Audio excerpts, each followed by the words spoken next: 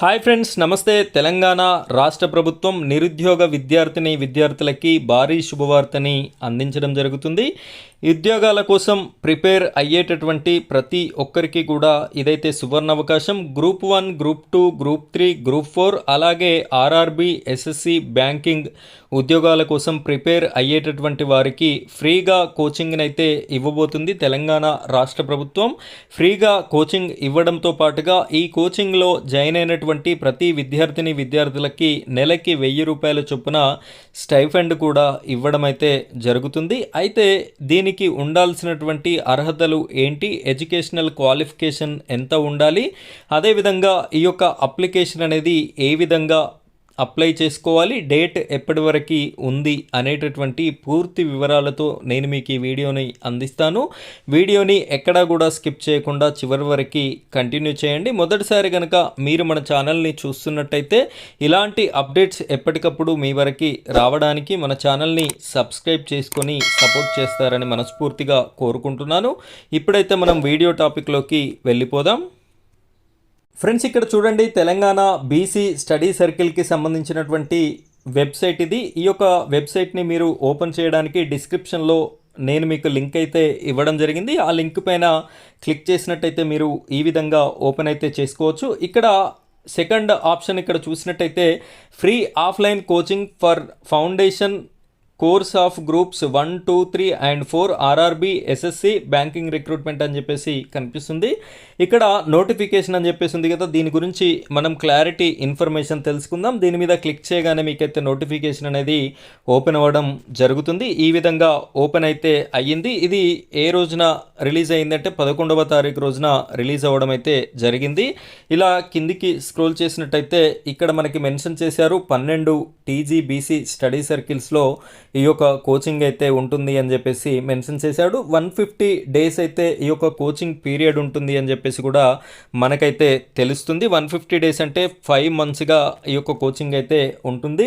ఇక్కడ opening online registration 16వ తారీఖు రోజున స్టార్ట్ అవ్వడం జరుగుతుంది. ఇదే నెల 16వ తారీఖు నుండి ఆన్లైన్ రిజిస్ట్రేషన్ స్టార్ట్ అవుతాయి. లాస్ట్ ఆన్లైన్ రిజిస్ట్రేషన్ ఎప్పుడు అంటే 11వ తారీఖు ఆగస్టు వరకు ఉంది. ఇక్కడ అప్లై చేసుకున్నటువంటి వారు సెలెక్టర్ లిస్ట్ని అయితే పెడతారు. 14వ తారీఖు రోజున మీ మార్క్స్ ఆధారంగా ఇందులో సెలెక్ట్ చేయడం జరుగుతుంది. ఎలాంటి ఎగ్జామ్ అయితే ఉండదు. సర్టిఫికెట్ వెరిఫికేషన్ అనేది కూడా ఉంటుంది. మీరు ఆన్లైన్లో ఇచ్చినటువంటి సర్టిఫికెట్స్ సరి అయినాయా లేవా అని చెప్పేసి 18వ తారీఖు నుండి 21వ తారీఖు వరకు ఉంటుంది. The coaching starts from 25 August రోజున ఈ యొక్క కోచింగ్ అనేది స్టార్ట్ అవుతుంది. క్వాలిఫికేషన్ వచ్చేసి డిగ్రీ ఉండాలి. డిగ్రీ ఉన్నట్టయితే సరిపోతుంది. సో ఈ విధంగా ఈ డేట్స్ అయితే ఉన్నాయి. ఎలిజిబిలిటీ క్రైటీరియా ఒకసారి మనం చూసుకున్నట్టయితే ఇక్కడ క్లియర్గా చూడొచ్చు. 1,50,000 లోపు ఇన్కమ్ అయితే ఉండాలి. రూరల్ అంటే గ్రామీణ ప్రాంతాలలో 1,50,000 లోపు ఉండాలి. పట్టణ ప్రాంతాలలో 2 lakhs లోపు అయితే ఉండాల్సి ఉంటుంది. అదేవిధంగా ఇక్కడ మనం ఒకసారి మహిళలకైతే 33% రిజర్వేషన్ ఇస్తున్నారు.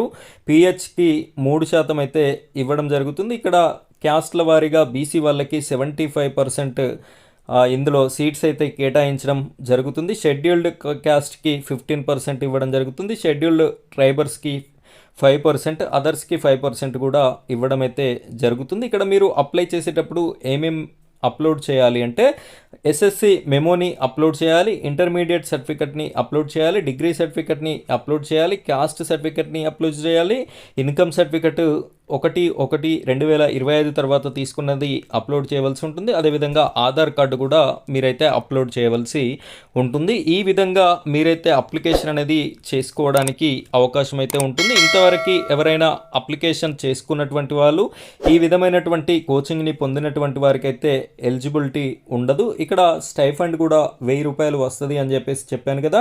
75% అటెండెన్స్ ఉన్నటువంటి వారికైతే ఈ యొక్క స్టైఫండ్ అనేది 1000 రూపాయలని కూడా ఇవ్వడం అయితే జరుగుతుంది అని చెప్పేసి క్లియర్గా వీళ్ళైతే మెన్షన్ చేయడం జరిగింది. ఈ విధంగా మీరు ఈ యొక్క కోచింగ్కి ఫ్రీగా అప్లికేషన్ అనేది పెట్టుకోవడానికి అవకాశం అయితే ఉంటుంది.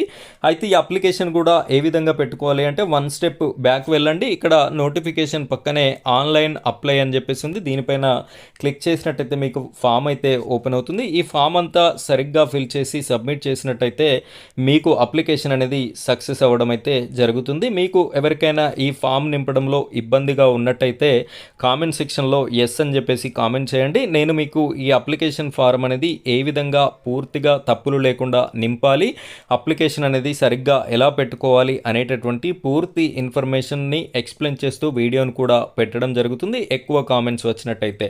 సో ఫ్రెండ్స్, ఇది ఈరోజు యూజ్ఫుల్ టాపిక్. ఇలాంటి యూజ్ఫుల్ టాపిక్ అంతా అందరికీ విద్యార్థులకి రీచ్ కావాలి కాబట్టి ప్రతి ఒక్కరు కూడా లైక్ చేసి మన వీడియోని షేర్ చేస్తారని మనస్ఫూర్తిగా కోరుకుంటున్నాను. Thank you friends, thank you very much.